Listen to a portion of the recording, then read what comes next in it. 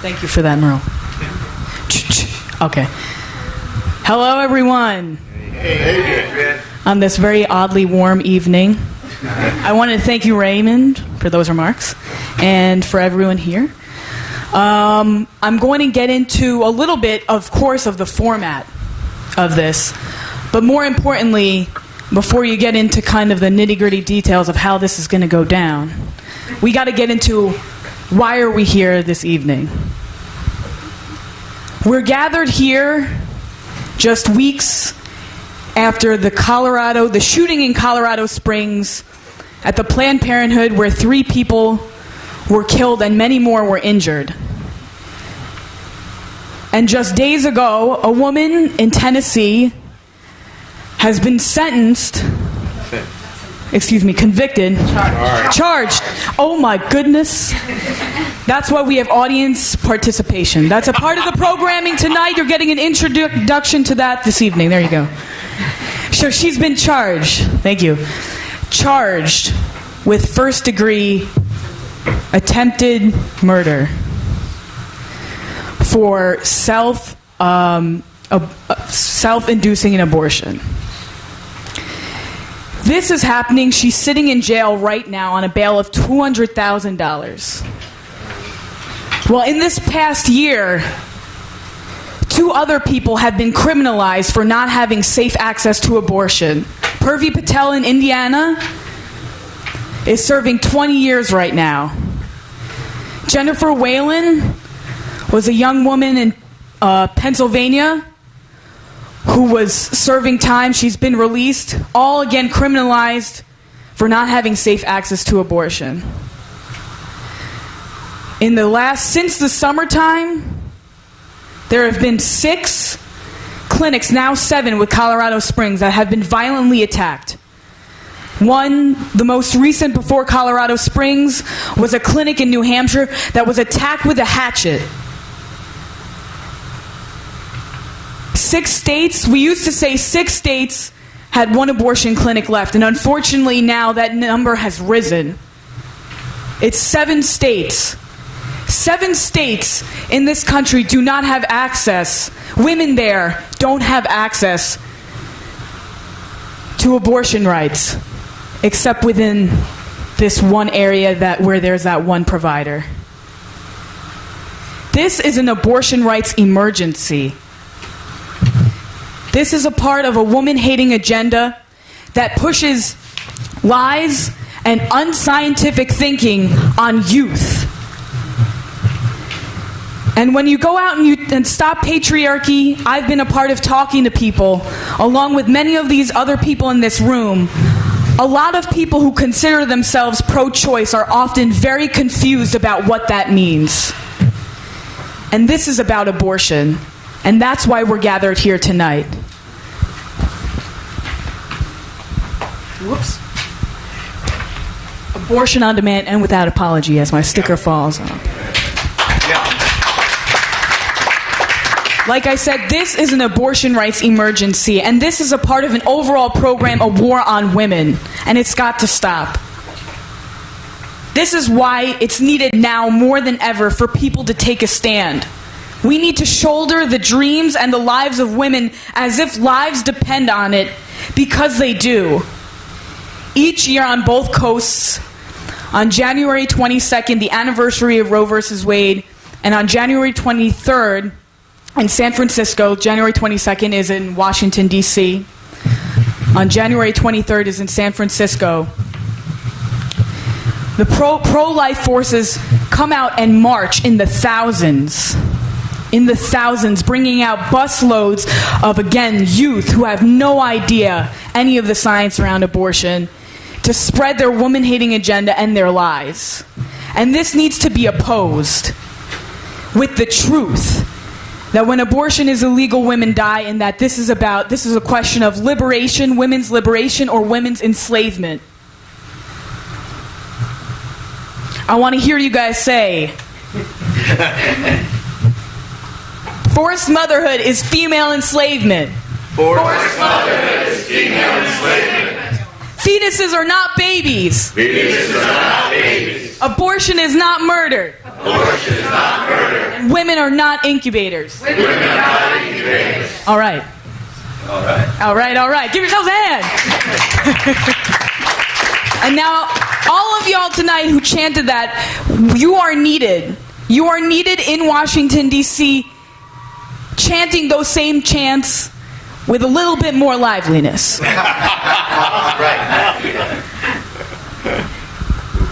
So, before I continue, I just wanted to give you a sense and idea of who Stop Patriarchy is. Stop Patriarchy is an organization, its full title is End Pornography and Patriarchy, the Degradation and Enslavement of Women. And it fights against the crude over-sexualization and sexual degradation of women in terms of the porn industry, and also fighting on the front for women's access to abortion rights, abortion on demand and without apology.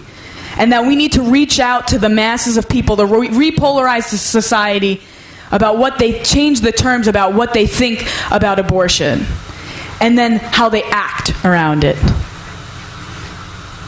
And so what's needed is also a movement of people who don't rely on the courts, who don't rely on politicians, because that's been proven to be very deadly. Just look at where we are right now, what I was just talking about.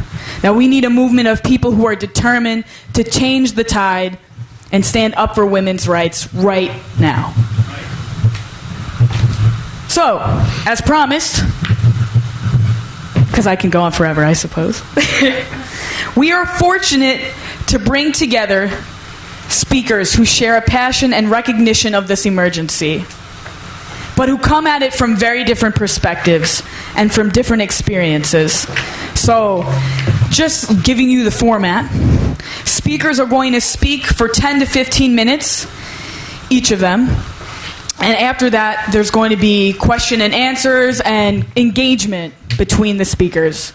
And in case you needed a reminder of the flyer that you read and the reason why all y'all are here,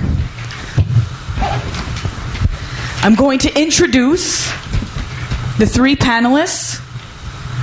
First off is Merle Hoffman, who's sitting right here. All right. Welcome, welcome. She is the CEO of Choices Women's Medical Center, which began doing abortions in 1971. 1971. She is the author of Intimate Wars, The Life and Times of the Woman Who Brought Abortion from the Back Alley to the Boardroom. And so it's because of her courage that thousands of women have had their lives changed because of this person's courage. And I've had the pleasure and the honor to hear her speak about why she's gotten into the work that she does, and I hope that she'll speak on that tonight, which I believe she will, but it's deeply inspiring.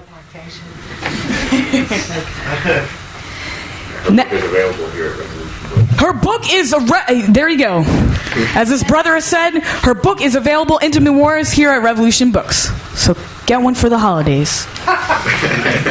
Then Sunsara Taylor will speak. She was a writer for Revolution newspaper, initiator of StopPatriarchy.org, and is a supporter of the Revolutionary Communist Party. And just on a personal note, she has deeply inspired me not just to hate women's oppression, but also challenged me and inspired me to look beyond the surface and dig deeper into the reasons behind women's oppression. What is the root?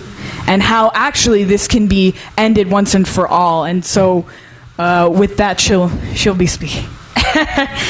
And then, last but certainly not least, we have our friend here on the computer. Thank you very much. Thank you very much. This is Sikivu Hutchinson, a feminist, atheist, activist, and author of Godless Americana, Race and Religious Rebels, and Moral Combat, Black Atheists, Gender Politics, and the Value Wars, which we also have here at Revolution Books. One day you're going to have to come here and sign one of them for all the customers here. So thank you so much. You'll be speaking after Sunsara Taylor. And I really look forward... I don't know if you can see me, but you can hear me, I hope. I can't. Yeah. Hello. Oh, cool. See, audience participation here. Hello. And I really look forward to hearing your comments. Okay, so with that, I'm going to hand over the mic to Merle Hoffman.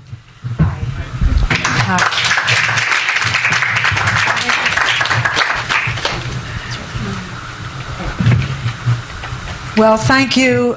Everybody hear me? Thanks very much, Raymond and Adrian, and all of you who've come out here on this so-called emergency on abortion rights, which I'll talk about a little bit later about why I put it in a little bit of parentheses. And Raymond, I was listening to you, and I have to say that I personally don't think the world is a horrible place. I think it has horrible people in it, and I think horrible things happen in it. And I think because of that, it's people like you who are active and resistors and political who will make a difference and make it a better place. Right. But it in of itself is not a horrible place. Now, okay, an abortion rights emergency. In 1989, Operation Rescue came to New York. Now, that's Randall Terry. Is everybody familiar with who he is? And Randall Terry was, I would call him a right-wing guerrilla fighter. He was an extraordinarily strategic, tactical, and very, very fundamentalist thinking individual. I think his aunt actually worked for Planned Parenthood, but he went very much in the other direction. And what he did is he got a group of warrior anti-abortionists, and he would do things like invade clinics. And by invade, I'm talking about 50 or 60 people that would invade the waiting room of abortion clinics. They would tie themselves to chairs, to desks, and tie themselves in ways, I think, Mary Lou, you remember this, they had steel collars, which it took the police 4 to 5 hours to undo, so they could stay in those waiting rooms. And I remember going to one, and there was a priest that was attached, and he screamed out, "No abortions today, you won't be killing any abortions, you won't be killing any babies today in this clinic." So things like this. Then they would obstruct the front entrances of clinics to the extent where their kids would lie down in the streets, so when the buses would come to arrest them, the buses couldn't move because the kids were lying right in front of the wheels.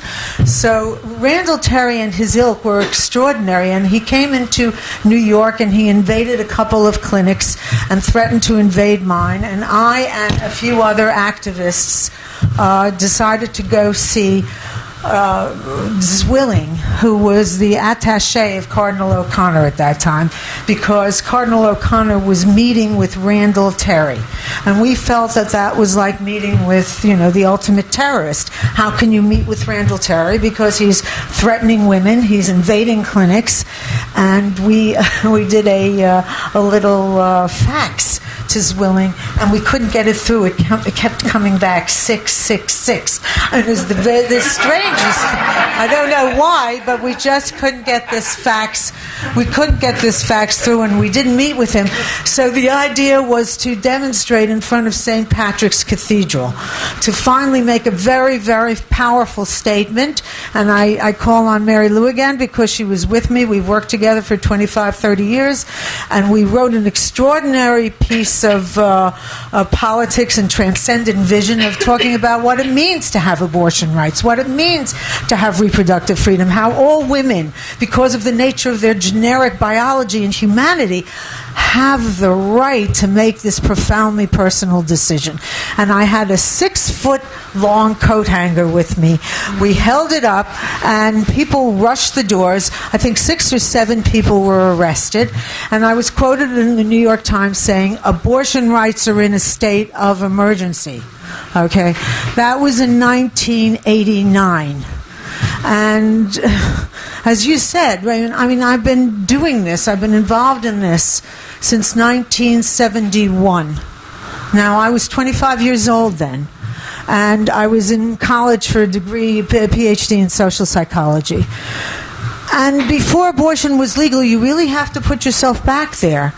It was a crime, it was immoral, it was a sin, it was something nobody talked about, okay? And then all of a sudden, the law changed, and women were lining up outside of doctors' offices and clinics to get services. And I was working with somebody who started to open up a small facility. And I was told to counsel somebody who came in for an abortion. And she was white, she was married, and she was, I don't know, in her mid-20s.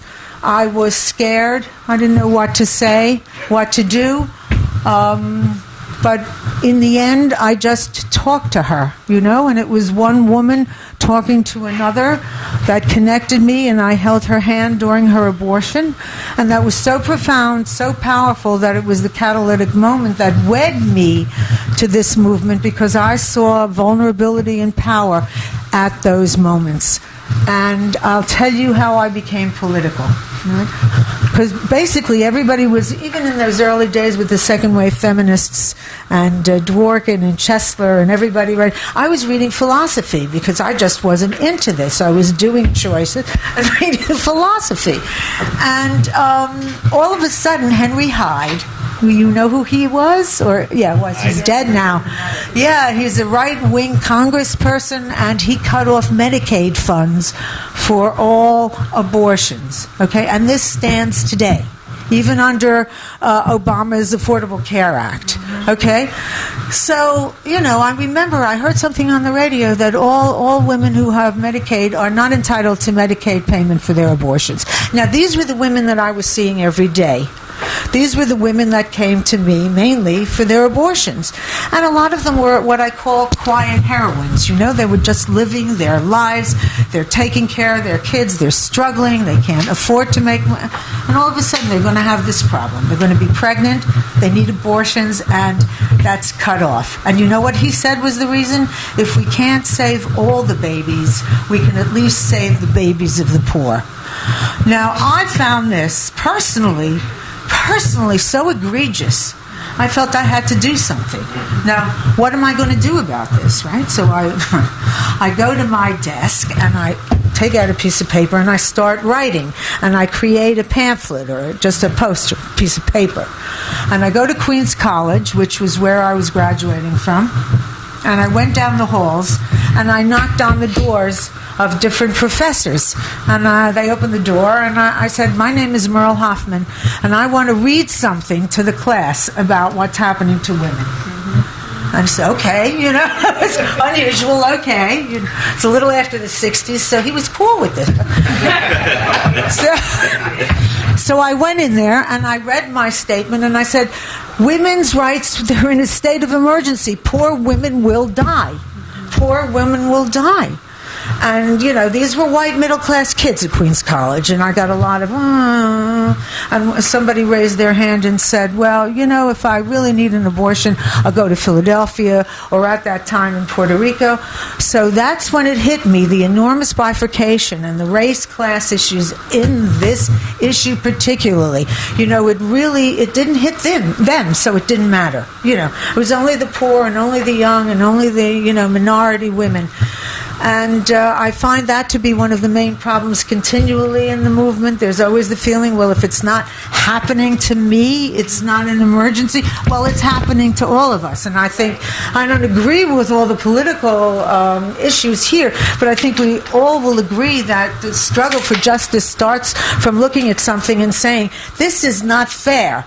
This is not right.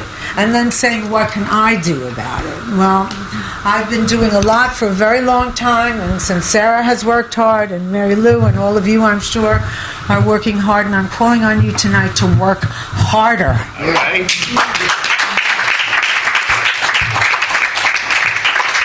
Because this is a generational struggle. You know, it's not something you're going to work on and you're going to see a big difference in. I mean, I certainly am not going to live long enough to see a major change. What you've been describing is a regression, and it will continue to be a regression. But that's when you have to fight even stronger and harder. So I'm going to just end this by saying, quoting my great friend who I adored, Flo Kennedy, who would always say, "Girl, you got to love the struggle." So that's what I say to you. It's going to be a long one. Get used to it and love it. Thank you.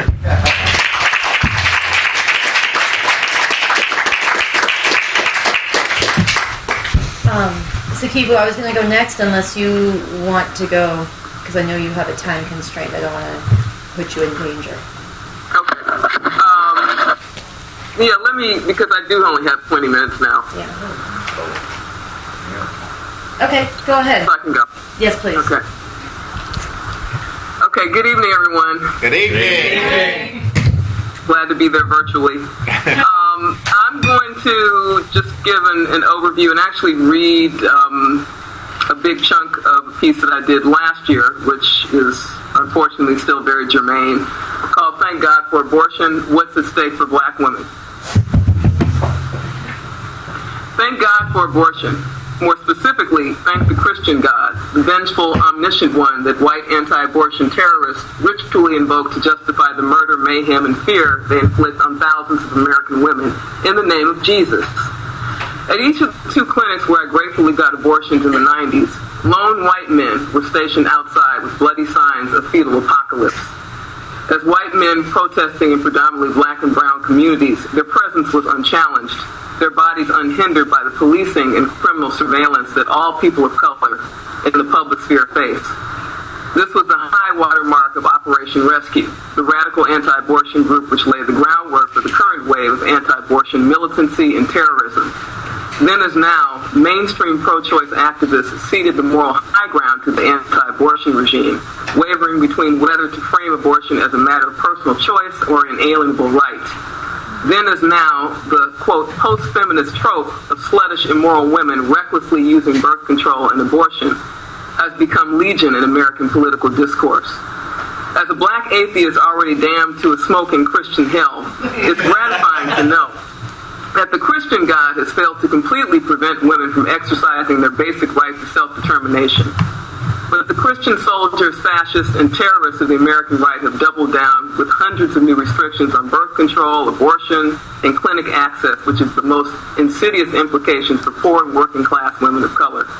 In Texas, Mississippi, Montana, Missouri, clinic closures, vandalized clinics, restrictions on abortion physicians and providers, and the GOP's refusal to expand Medicaid further jeopardize the socioeconomic sustainability of communities of color. These attacks, along with the Supreme Court's decision validating right-wing retailer Hobby Lobby's so-called religious freedom challenge to the Affordable Care Act, could gut the rights American women have taken for granted for decades. Pro-death, anti-abortion public policy and protest are a form of race, class, and gender warfare disguised as religious morality crusades to so-called protect innocent babies. Challenging the abortion as black genocide billboard campaign mounted by right-wing foundations a few years ago, reproductive justice activist Loretta Ross, who used to head Sister Song, said, "We decided to have abortions. We invited Margaret Sanger to place clinics in black neighborhoods. We are part of the civil and human rights movement. We protected the future of black children, not our opponents." Despite their high levels of religiosity, a solid majority of African Americans support safe and legal access to abortion. And African American women have the highest rate of abortion amongst all groups of American women. The reasons are not mysterious. Black women are disproportionately poor, underemployed, single, and living in highly segregated communities with limited health care access, which has borne the brunt of this economic depression, not recession. Due to slavery and the violent legacy of Jim Crow, black women have a history of coercive control over their reproduction. And in her book, In Search of Our Mother's Gardens, Alice Walker asks, quote, "Did you have a genius of a great-great-grandmother who died under some ignorant and depraved white overseer's lash? Or was her body forced to bear children who were more often than not sold away from her? When her one joy was the thought of modeling heroic figures of rebellion." Outlandishly, the right has gone so far as to compare fetuses to slaves, and by implication, women of color, to slavers, stamping the scarlet eye of immorality on our bodies. Thus, abortion is an essential right in a white supremacist capitalist. Yes. We can't see you. Your paper's in the way. Keep going. Yeah, I can't tell because I just have a little snippet of you on the screen. Okay. Thank you. So for black women, the radical push for abortion on demand is not an abstract concept. Abortion on demand cannot be separated from the conditions of racial apartheid that black women find themselves in, especially vis-a-vis the wealth gap in the criminal justice system. Nationwide, unemployment rates amongst African American women have skyrocketed, as have sentencing rates for nonviolent offenses committed by black women. Unlike white women, there is never a presumption of innocence or extension of so-called feminine protection for black women who defend themselves against abusive partners, a la the egregious sentencing and imprisonment of Marissa Alexander, or engage in sex work or consume/sell illegal drugs. Unlike white women, black women who do so are rarely deemed misguided, victimized, or troubled, but simply criminal, bad mothers, bad bitches, bad hoes, and everything in between. The intersectional work of the National Association for Pregnant Women has been critical to challenging the disproportionate criminalization of women of color for drug-related fetal homicide and fetal endangerment offenses, a couple of which were, of course, invoked earlier on. Given the dire nature of these public, highly politicized assaults, there has been a slight shift in the tenor of discussions on abortion in my high school classes, and I run a Young Women's Leadership Project program at a few South LA schools. And so several years ago, religious-based anti-abortion pushback dominated. Male and female students routinely condemned abortion as a sin. Many trotted out the refrain that a, quote, baby shouldn't be made to suffer or pay for a woman's mistakes. Now there's a somewhat more vocal support for abortion as a necessary life choice. Some girls of color express their desire to remain childless, pointing to the burdens child care and caregiving have placed on the lives and ambitions of their female relatives and friends. But an important caveat, most of my students would be hard-pressed to attend a pro-choice rally or protest precisely because abortion is still identified in the mainstream as a single-issue, quote, white woman's cause, divorced from a more overarching reproductive and economic justice context. At the same time, pro-choice sanitization of abortion discourse, promoted by liberal politicians and religious progressives, continue to obscure the mortal danger posed by a teetering Supreme Court and near daily attacks on reproductive health care. As Stop Patriarchy notes, quote, for far too long, pro-choice people have hoped that the Democrats or the courts would somehow stop this fascist assault on women. But the fight over abortion has never been about babies, it has been about control over women. And a crucial part of the fight is framing abortion for millennials who believe same-sex marriage and sex education are, quote, morally acceptable, but view abortion as morally questionable. Despite their increased secularity, millennials are still just as conflicted about abortion as older generations. Many believe that abortion is simply a matter of personal choice rather than a moral right. And this disconnect has not only been fostered by decades of high-profile religious right campaigns against abortion, but by left-wing appeasement, both sides clamoring to be on the right side of an imaginary God. And so honoring the great-great-grandmothers whose artistry and personhood were denied symbolizes the revolutionary right of women to control their own destinies and ensure that terrorism cannot continue to disguise itself as legitimacy in law. Thanks.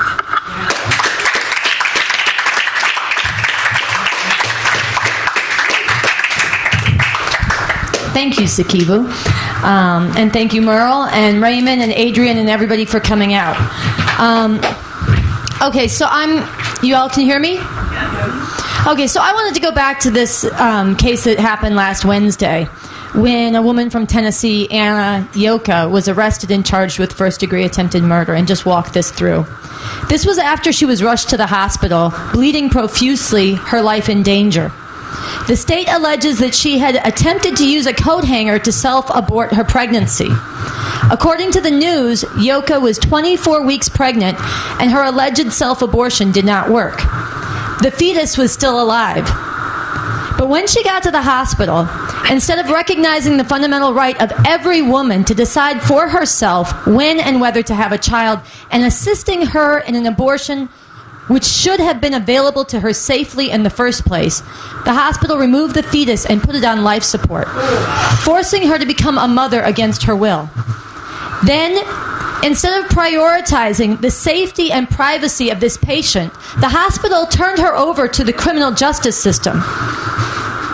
And finally, instead of recognizing that the severe restrictions and shame heaped on abortion in Tennessee and around this country have created this situation where women are once again resorting to the coat hanger, a method that claimed the lives of thousands of women before abortion was made legal, and which, rightly, and in large part due to the clarity and moral courage of Merle Hoffman, the coat hanger has become a symbol, an infamous symbol of those horrendous days when abortion was illegal.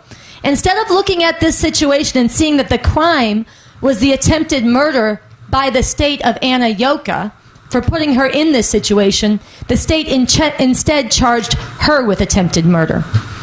As we speak, she sits in jail, and this is a precedent, a legal precedent that can be used against many, many women.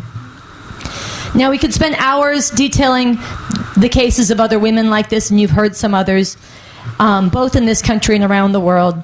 And we can spend hours more detailing the violence that has been pervaded and the terror against abortion providers, including the murder at Planned Parenthood recently in Colorado. We could talk about, and Sikivu mentioned this, and I'll touch on it briefly right now, the poisonous campaign targeting black women in particular, comparing them, if they get abortions, to the lynch mobs that murdered black people. A campaign that at the same time vilifies black women, belittles lynching, further demonizes abortion for all women, and views black women, by the way, in the exact same way that the slave masters did, as nothing more than breeding machines. We could talk about the particular challenges to immigrant women, especially those without papers, to young women, or we could examine the way that even the most privileged women are oppressed when abortion is criminalized.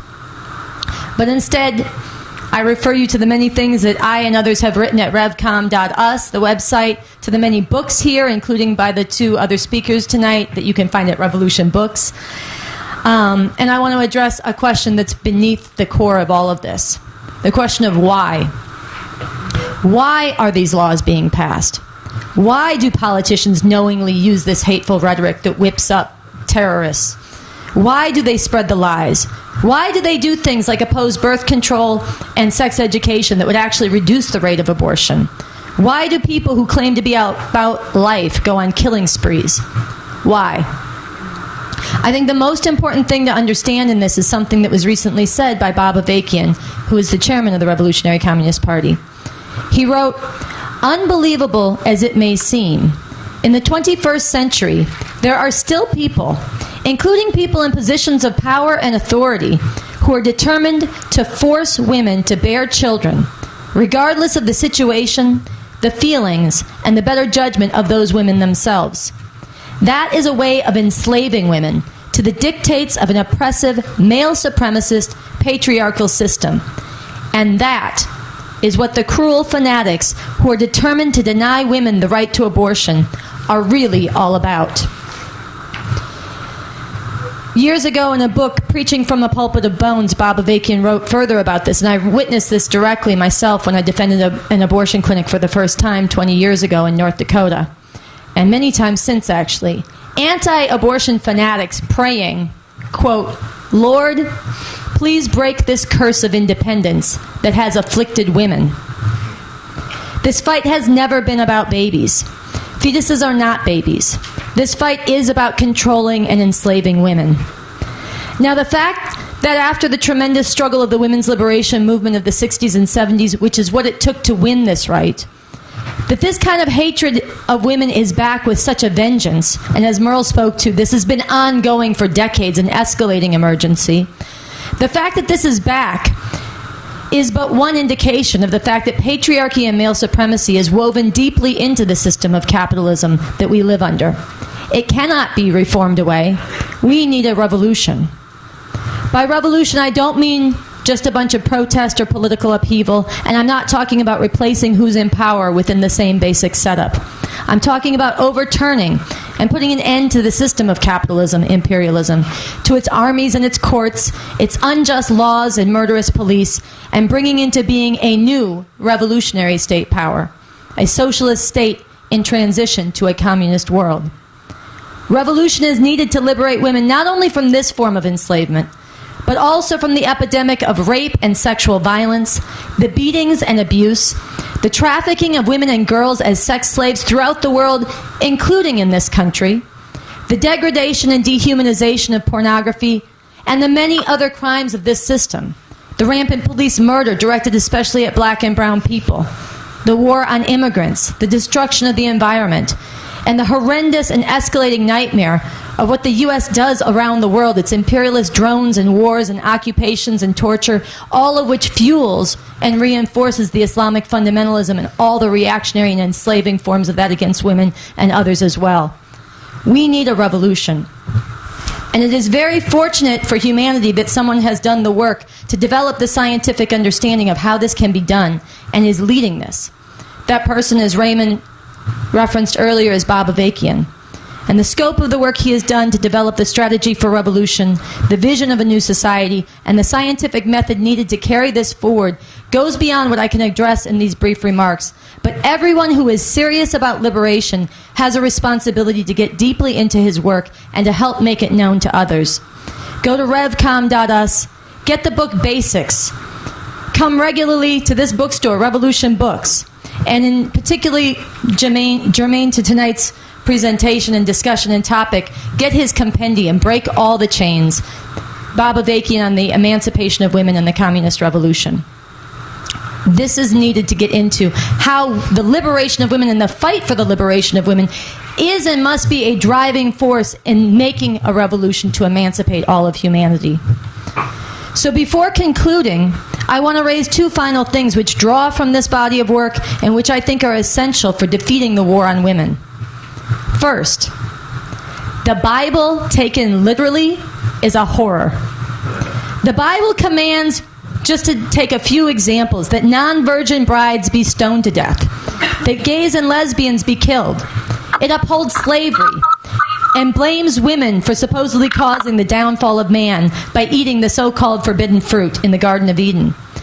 In this way, women have been blamed for everything bad that has ever happened, and told in the book of Timothy that they can only redeem themselves by obeying their husbands and having children.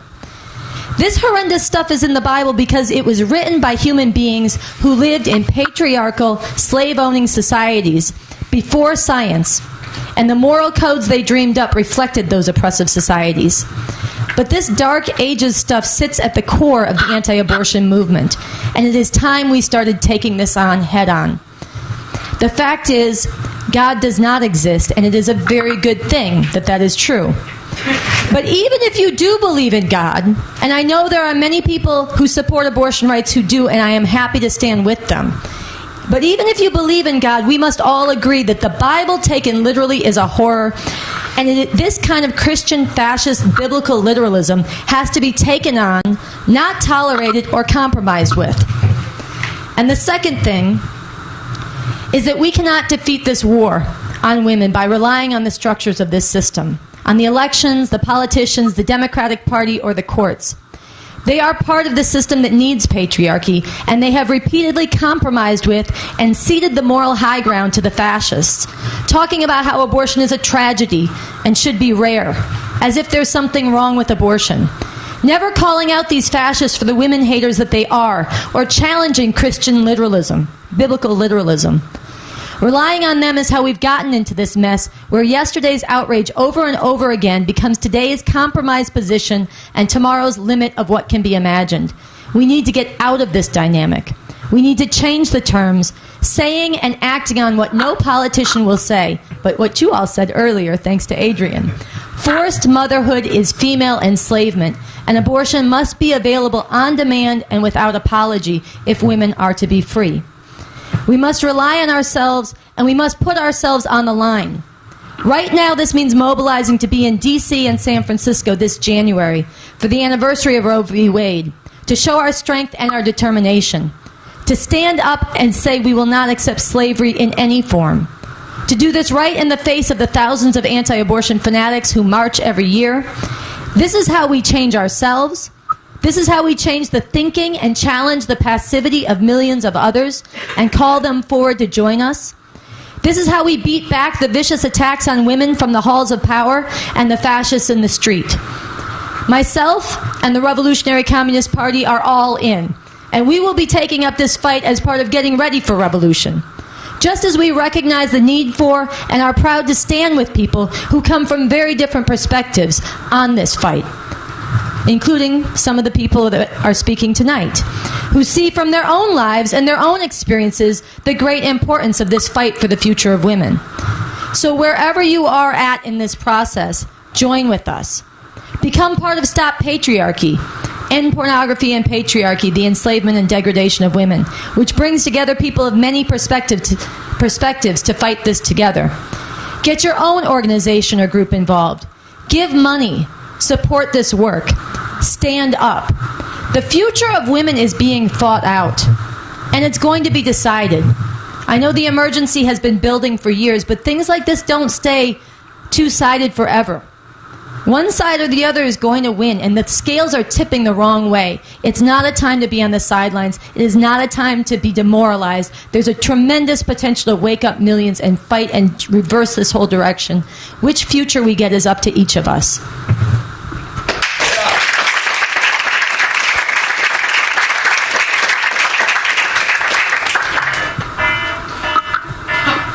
Oh, we got a little alarm going on. It's an emergency. It's an emergency. It's an abortion rights emergency. Okay. Sikivu, do you have to sign off? I do. I don't know if there's like really one quick 30-second question. Does anybody want to do But one otherwise, question for Sikivu before she has to go? Yeah. Come on, people. Pressure. There it is. All right. We got one question right back here. Give her the mic. Right, but I don't understand about the party. Is it connected to a party, guys? I heard you saying about communist revolution. You attached to a party?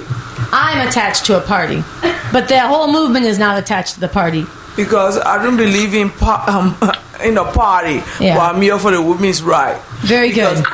I'm a retired nurse, and I worked in the OR for 22 years. And because I used to go to Catholic school, I refused to partake in abortion. But I didn't mind setting up for it. I used to set up, I leave the room. But if they bring a rape case, I would stay in, do the whole thing. That's how I felt. But it's different now. I think a woman has the right to choose. She doesn't have the right to carry a pregnancy, especially if she cannot afford it. Because like originally I'm from West Africa, and I work in family planning clinics. But I believe that a woman has the right to choose. If you cannot afford a child, why should you keep it? Especially the young girls. They don't have nobody to help them. Nobody to keep your pregnancy. They cannot even afford to take care of themselves. I will take care of another human being, you know. But I feel that we shouldn't attach it to a party. Because if you start attaching to a party, people will be kind of not want to be involved. That's why I'm asking God to make sure about what you said. Okay, I'm just gonna ask Sikivu one question before she has to go, and then I don't know if other people want to respond to that or ask other things. Sikivu, because we put everybody on the spot and maybe they weren't ready, and because I know you, I wanted to ask you if you could. I know I met you through the atheist conferences and speaking out around godlessness, and I wondered if you wanted to speak to any of the challenges that you've experienced actually getting people who are atheists to recognize why this issue matters. You know what? You broke up there. The last part. The challenge of getting people who are atheists to do what? To recognize why this issue matters. Or has it been a very supportive thing, or has it been controversial? How much? Maybe you could just comment. I think that it's controversial for the usual suspects, white male, cis, heterosexual folk who, have some difficulty grasping that this is a key issue of women's self-determination. It's a intersectional issue. It's obviously a global issue.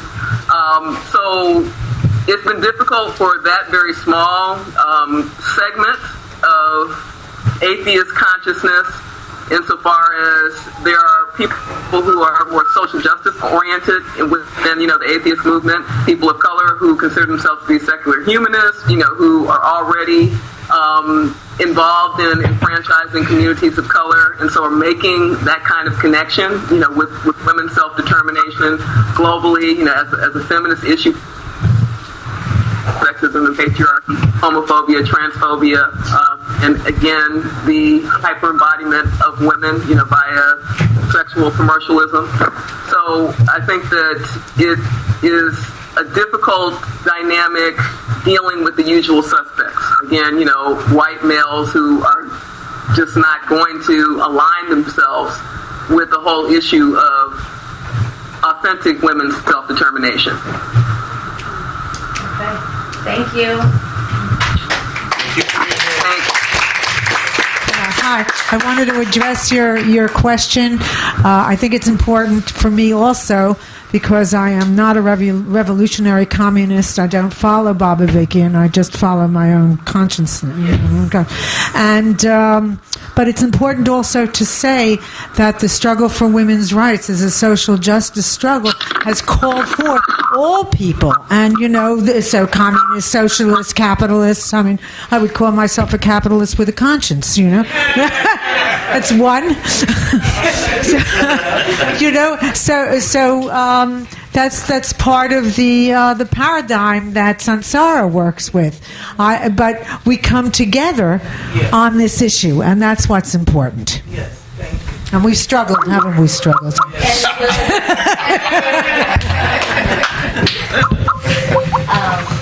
I think we have 2 mics. There are other people. Let me say it this way. We would welcome questions, but also people have brief comments they want to make, but especially questions. I do want to say, let me just see who has hands before I say anything else.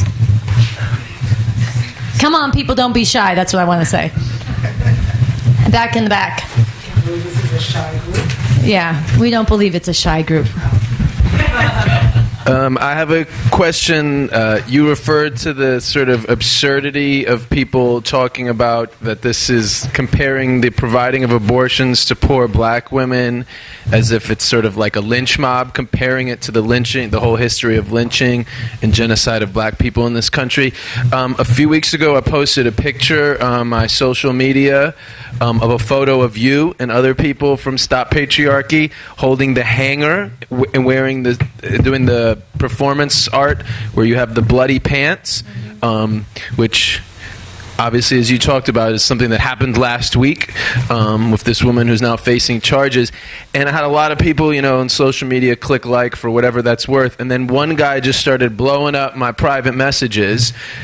His first point was that he's a father of 5. But his next point was going on and on about have I ever really thought about the genocide against black people? In other words, that abortion clinics are really like a conspiracy to wipe out black people. You alluded to this. I appreciated that, Sunsara. I know this is a very specific question, and I also appreciated all the stuff that you were talking about ending all oppression and exploitation. But I was wondering if maybe you guys could speak more about it, because it's one of those things that makes you just like, it's absolutely insane to think about that they're flipping that whole thing. Yes, they had a very, what I think was brilliant propaganda. I don't know whether anybody had seen it, but a very large poster that they put up on the walls that said the most dangerous place for a black baby is in the womb. And when patients come in to Choices, I have demonstrators every Saturday, and aside from coming out January 22nd, if you really want to get active, we always can use escorts. So every Saturday, Mary Lou coordinates them. Please come and experience this insanity for yourself. So they stay right. I mean, it's right there, personal, in your face, and they scream at a lot of black women who are coming into Choices. You are desecrating the legacy legacy of Martin Luther King. That's, the racism. I mean, and they put up a big photo of fetal demise, of after an abortion, and then next to it, a big picture of someone being lynched, a black man being lynched, and next to that, an open picture of a crematorium when they took out the bodies, because, abortion is also likened to Hitler. I've been called, a major Hitlerian figure. So they're metaphors, their violence, their attacks, just in terms of somebody's walking in to access legal medical services and they get screamed at. They're told they're offered water because if somebody drinks water, they won't be able to get anesthesia. I mean, it's an awful. This is the front line of the war on women. What's going on outside of clinics? So, yes, I mean, particularly black women are targeted. They're targeted and made to feel guilty because they're part of genocide. You see, they're creating their own genocide against their race by having an abortion. The Jews were also accused of that. Jewish women, if they're having abortions, well, you're doing Hitler's work. So the bottom line is, it's not about genocide. It's not about race. It's about an individual woman's decision and moral, legal, constitutional, and ethical choice. That's what it's about. You want to get the... Yeah.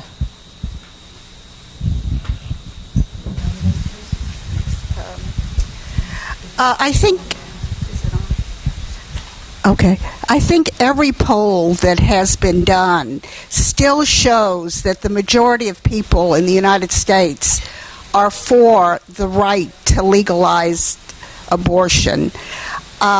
I do not believe that they will be able to overthrow Roe v. Wade. But what they have been successful in doing is every time you turn around, chipping away, for example, in Texas, this idea that you need certain surgical facilities, so forth, 24-hour waiting periods. They have been successful, too, in the ideological campaign that abortion is murder, which it's the opposite. It saves women's lives, as we know from, the hospitals before it was legalized in New York. The majority of maternal deaths were caused by botched abortions. So I think the kind of coming together and standing together and fighting together that, got more than, I believe it was almost 1 million people to D.C. in 2004 in support of abortion rights. The leaders, unfortunately, I think it was Planned Parenthood, Hillary Clinton, the Democratic Party, it was based on, get rid of Bush and elect the Democrats. But the sentiment is out there, and, the ideological campaign, the importance of addressing it and of uniting in struggle all those that are for maintaining this legal right. Revolutionaries from the Russian Revolution, Lenin and Trotsky, have always been for women's right to choose, that it is the woman herself who has the right. The Cuban Revolution, abortion was part of the health care. It was never and is not politicized. And it's done in a hospital. It's done as part of health care. And that's what I think, down the road as we fight and win. We're in a good situation now. There's resistance. There's $15 and a union, the fight of, young people for that, and other resistance, including the fight against police brutality, which has pushed, the ruling class back on this, the police back on this, and other fights as they open up. Anyway, thank you. I guess I'd just there was a lot that you said, and it wasn't exactly a question, which is fine. But I was going to pick up on a couple of threads just for the benefit. I do think she was speaking to a little bit of a dichotomy, at least one aspect of it, between the fact that most people still think that abortion should be legal, but we've been losing the ideological war, and I actually think there's a lot of importance to that, because for a long time people would say, well, most people are pro-choice, don't worry. Well, first of all, we don't live, no matter how many times they call it a democracy, decisions are not made based on public opinion, okay? Decisions are made, we live in a dictatorship of a bourgeoisie that has patriarchy woven into it, and there's an attack on women, and the decisions that get made, it reflect the interest and the need of that system. Now, I know we have differences on that, but yeah, that's fine, it's fine. But you can, yeah. But besides the fact that decisions don't get made through taking an opinion poll, the fact that most people don't want abortion to be criminalized it actually misses the point that there actually has been an ideological assault on abortion, which is bound up with an ideological assault on women. The idea that abortion is murder. The idea that it's comparable to a lynching. That it's comparable to a Holocaust. Right. The idea that women should be ashamed, that you shouldn't have spread your legs. That you shouldn't be having sex, that's wrong, that children should be a punishment. All of this has gone unchallenged almost entirely. I mean, I say almost entirely. There have been people challenging it, but precisely like she said, there was, hundreds of thousands of people who marched in D.C. But they were actually corralled by the Democrats, and they didn't say abortion on demand. They didn't challenge the patriarchy. They didn't say there's a cult of motherhood, and being a parent can be a beautiful thing if you want to be, but it's not the highest calling and biggest responsibility and moral duty of women. Those are things that actually have gone unchallenged by the so-called pro-choice movement, and by the pro-choice movement that has been wed to and subordinated to actually the Democratic Party. And that has disarmed people. When we went on the last 3 summers, we did abortion rights freedom rides. Rain, would you stand up and show your shirt? Don't be shy. It's the same thing that Adrian was wearing before. It says abortion on demand and without apology. And we have it bright orange. We're all wearing the shirt. We're stickered up all over. We have big banners that say it. We also had her coat hanger, 6-foot coat hanger with us sometimes. It travels. Yes. But when we took this out all over the country, 2 things I want to share. One, all over the country, this is an aside, but I can't help but bring it up. Every single place we went, we had women come and tell us, and men too, of friends that they knew who died before abortion was legal. Everywhere. It started at our kickoff rally in New York City. A woman came up and she was shaking, and she came to the side of the stage and to speak out, and she had the courage to get up and talk about a dear friend of hers when she was 16 years old in Biloxi, Mississippi, who found out she was pregnant and didn't want to tell her Catholic parents, and went home and took her father's shotgun and killed herself. I don't know if it was a shotgun, took his gun and killed herself. And we got stories like that every single place we went. And people have carried these in silence and secrecy and shame, but it was thousands and thousands of women. These are not uncommon stories, and they're coming back. So that's one thing. But the other thing that we found everywhere, to get back to the shirt and try to draw this together, was that with this slogan, most people, a lot of people, came up to us and said, "Which side are you on?" And to me, abortion on demand and without apology. That is like explicitly and intentionally as clear as you can be. But most people, because they've heard pro-choice and pro-life, because they've heard abortion is murder, and never mind, please respect women's privacy, we know it's sad, but leave them alone. And nobody has ever used the word abortion positively. The fact that we used the word abortion, most people assumed we were against it. But then it said on demand and without apology, and it confused them. And this is one indication. I never would have predicted this, but we traveled from North Dakota to Mississippi to West Coast to East Coast, everywhere across this country. People were confused by that, and that's an indication of how much there's not been a fight to actually put women, and that this is a fight over women's enslavement or women's liberation. And so there's more to be said, but I just wanted to pick up on that point. Yeah, I want to talk a little bit about the issues with the pro-choice movement, which I've been extraordinarily involved with for many, many years on different different levels. But what I've always seen was a reticence to engage. What I've always noticed was a passivity of purpose. You talked about the coat hangers, and I remember when I brought up to a very big, almost a summit meeting in New York when Randall Terry was coming, and we were talking about, well, they're using this awful poster of a woman who died from abortion. I don't know whether any of you have seen that poster. It's classic. I've forgotten her name, but she... Santera, yeah, and she's lying in a pool of her own blood, and they use it and said, this is abortion, this is what abortion does. We need an image, we need a vision, we need something. And I brought up the coat hanger, and I said, well, this is reality. This is what women use when they don't have the ability or access to legal, safe procedures, and I got a lot of blowback. It's too depressing. It's too negative,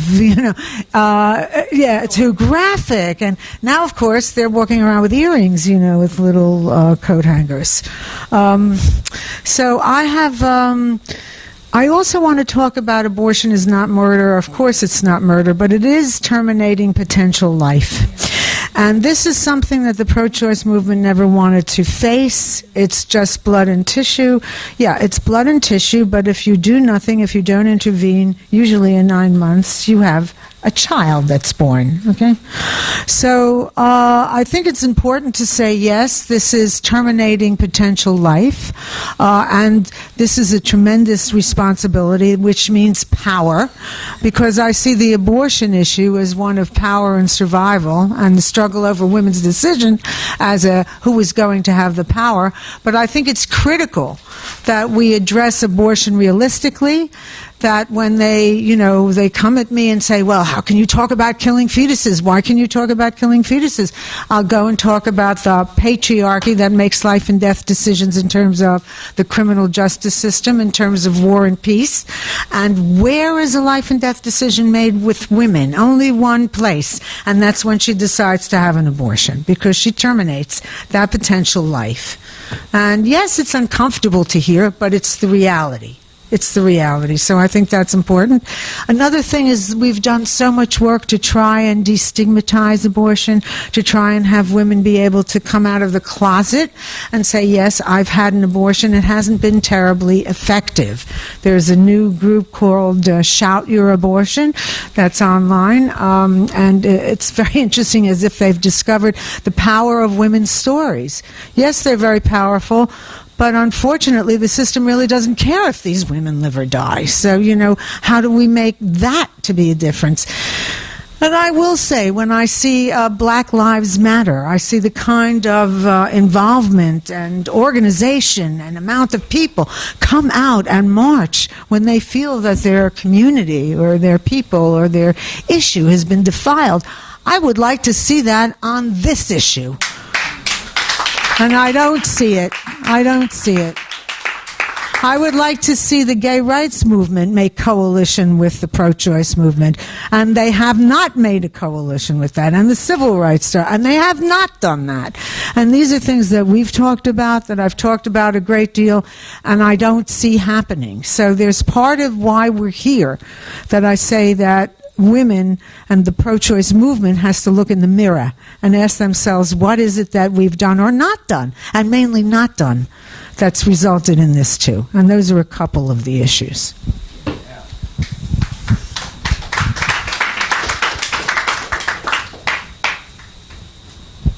Fran.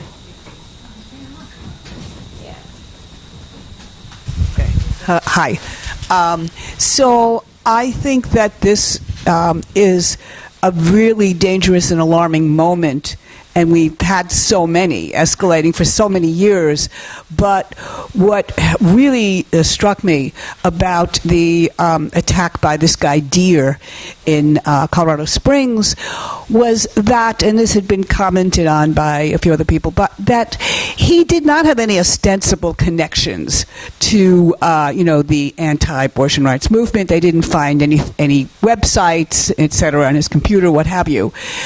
He was pretty crazy guy, but not that crazy that he didn't pick up the zeitgeist of what's going on.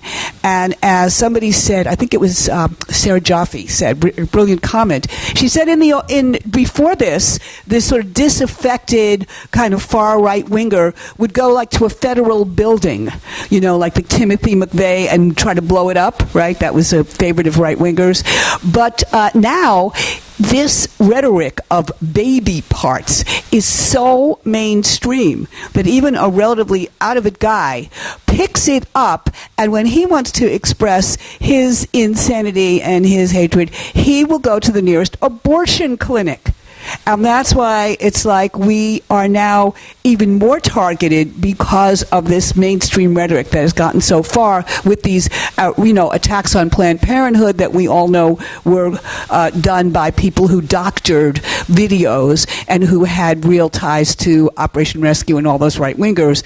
That has sort of worked. The media has picked it up, and now any jerk can just walk into an abortion clinic and start screaming this stuff that is now so part of the public discourse, unfortunately. So I think it's a really, I couldn't agree more with the things Sunsara and that, of course, you, Merle, and Sikivu. Is that what? Sikivu have been saying. This really is the time. Thank you, Merle, for making that analogy with Black Lives Matter, or for that matter, any other movement that starts to pick up steam and people are out in the street.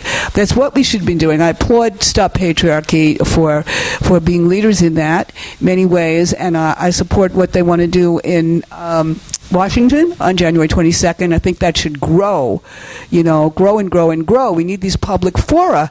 I do also think speak-outs are important. My friends at National Women's Liberation have made allies with the Shout Your Abortion and pointed out, you know what, there is a history of this. Women did this in 1969 when it was illegal and took great risks to have these speak-outs, and that was part of why abortion was finally legalized to the extent it was in Roe versus Wade. So, I think that just anything that combats that shame, which is also part of, the struggle, right, as the abortion freedom rights did, and makes it public, makes it okay to talk about it. I think that, of course, is part of the struggle. But I do really want to see, I think that it's more important than ever to just get out there and show our faces publicly. So that's all I can say right now. Oh, and also, you might want to listen to Joy of Resistance, our radio show on WBAI, on which Sunsara has, thank you. Sunsara's been on a couple of times recently, we try to really follow and be in the forefront on all of this. That's Thursdays 9 to 10 on WBAI 99.5 FM. So, yeah, that's it. Fran Luck has been, how long have you been doing that show? 13 years now. Okay. Fran Luck, like almost 20 years ago, or maybe 18 years ago, I did my very first radio interview ever with Fran Luck. So I just wanted to say that. On pirate radio. On this topic. So, on this topic, right. I would like to encourage, I appreciate what was said, and we can respond to some of that, but I'd like to encourage, especially if there's some people who maybe are newer to this topic and have questions or things that they heard tonight which may have been new to you or that you'd want to hear more about. And I really want to encourage people, don't be shy about it, because you're in front of some people where maybe all of us will say, I'll say antis, and everybody knows, half the room knows I'm talking about anti-abortion. It's a shorthand. But maybe some people are going, what is she talking about? Or, abortion is not murder, and you have a question. Well, is it? Or there's a million things you could ask. But I just want to invite that, and I don't want anybody to feel like they can't bring those things up or disagree. So I'd like to see if anybody has especially, we'll come to you, if there's anybody else who hasn't spoken yet or who has got a question or a comment. Is that a hand? Yeah. And then we'll come back up to you. Good evening. Good evening. My name is Kevin Fountain. And what I want to comment on is this, that I'm not really a political person, or I wasn't a very political person at all my entire life. And just recently, because of the death of my sister, she got killed in a playground, I became political. In my mind now, I want to know why these things happen. and why so many guns come into my community. This is actually the first time I ever spoke anywhere. To tell you the truth, my sister died in 2009. And to become political for me, it took this long. To just stand here right now before you right now and tell you I'm upset at a lot of things.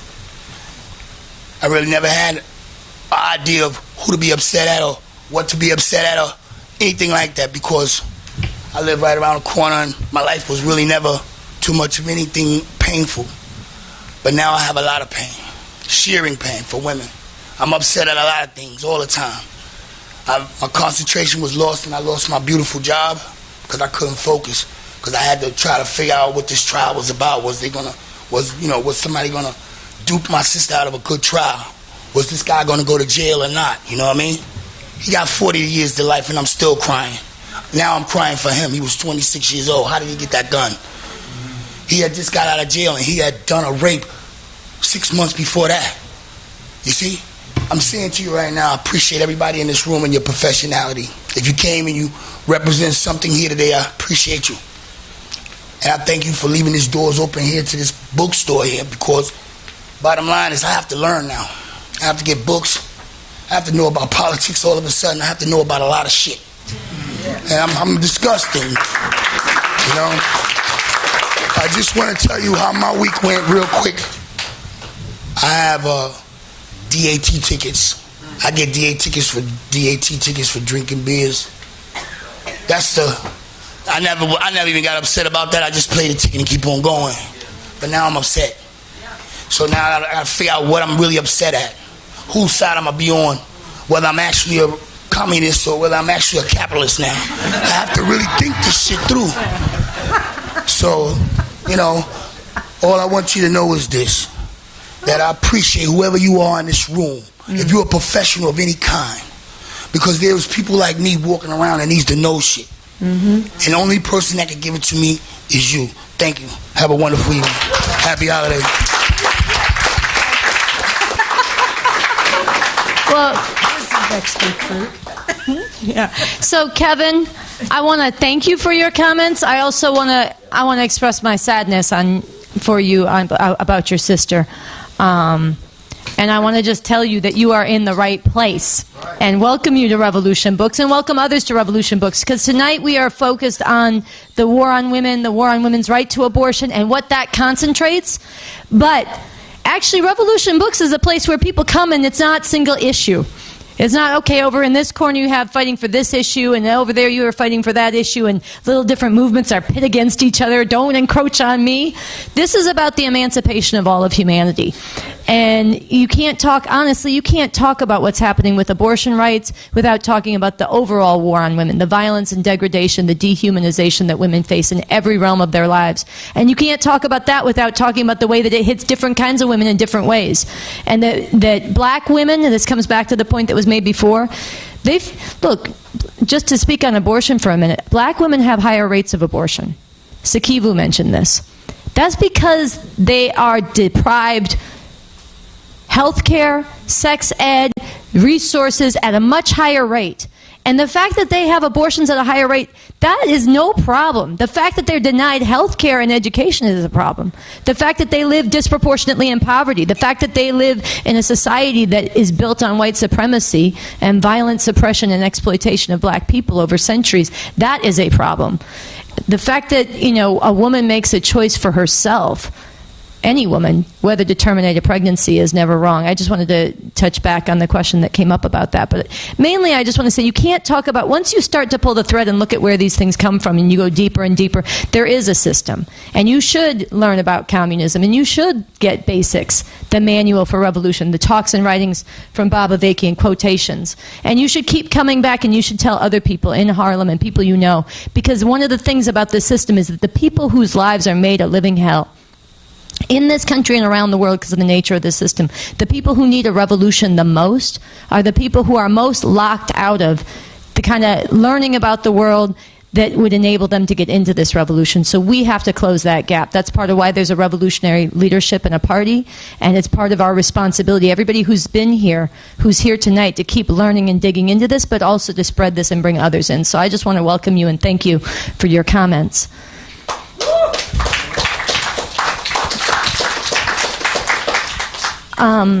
We had a sister up here who had her hand up again. Can we get her the mic?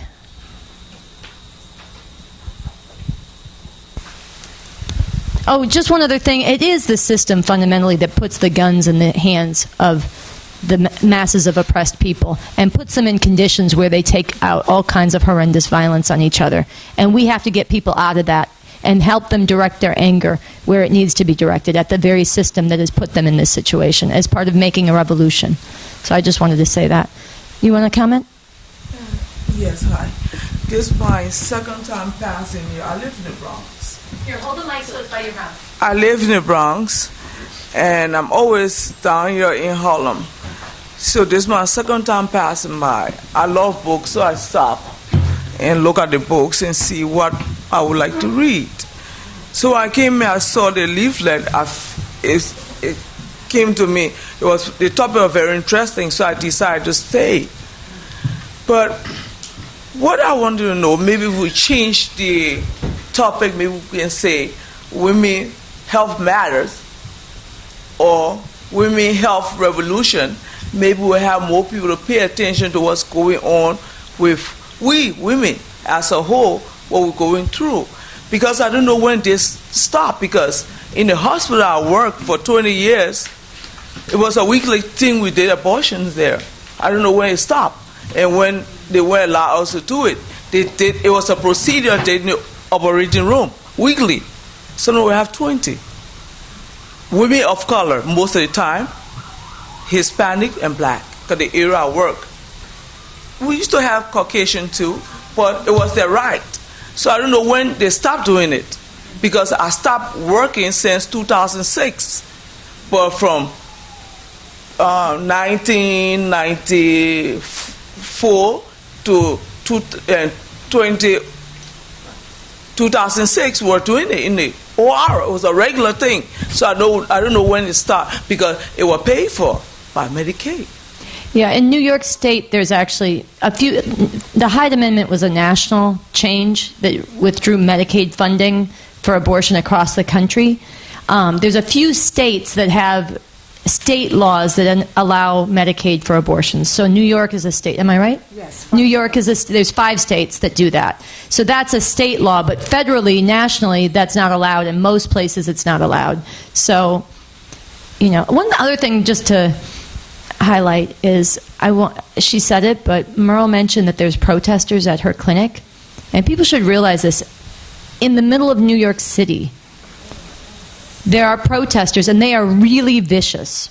I've been out there, not as much as Merle, not as much as Mary Lou, but I've been out there, and they spread the lies that are very common, especially among the oppressed people. And the black church spreads this. A lot of the black churches spread this and say that black women are committing genocide. And I've been there on days when they have especially target the black women coming in, and they'd say that this is a white clinic that has set itself up in an oppressed community in order to do genocide, which is the total opposite of what's going on. It's women who need these services and really would be deprived of them because they don't have other. The fact is, if you have regular private health insurance and you go to your hospital or your doctor and you have an OBGYN that regularly treats you. A lot of OBGYNs don't do abortions, but actually if you have good health insurance, a lot of them do.